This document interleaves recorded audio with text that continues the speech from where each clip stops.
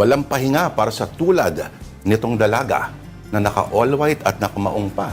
Ako naman po si Lourdes Vera, huling Lunes na ng taon.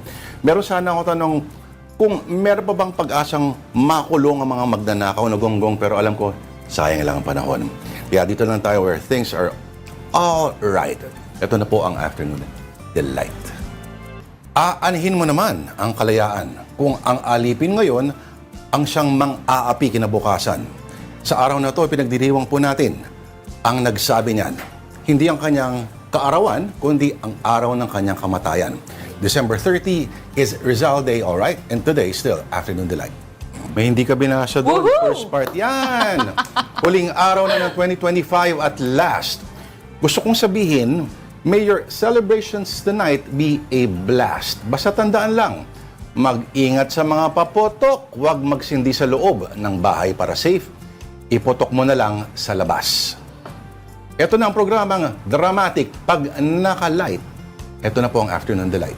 Hindi lahat dinista na ay nagising ng late. Yung iba naipit kasi may mga nasiraan. Nako, ayon sa website na time.com, ito raw ang 10 sa mga pinaka-common na New Year's resolutions. Sa number 10, bawasan ang pag-inom. Good luck. Number 9, mag-volunteer for charity work.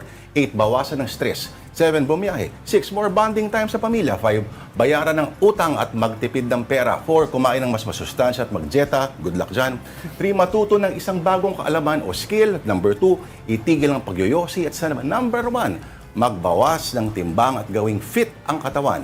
Sounds like a great plan. So we start the year right, sindihan na ang Afternoon Delight. Boom. Sana lahat damay sa mahabang bakasyon na yan. Ako naman po si Lourdes Vera, mga kapatid, ikalawang araw ng taon, sobrang labo na agad ng panahon. Parang kahapon, nagsimula lang sa ambon. Pero tingnan naman, ang kulimlim na ngayon.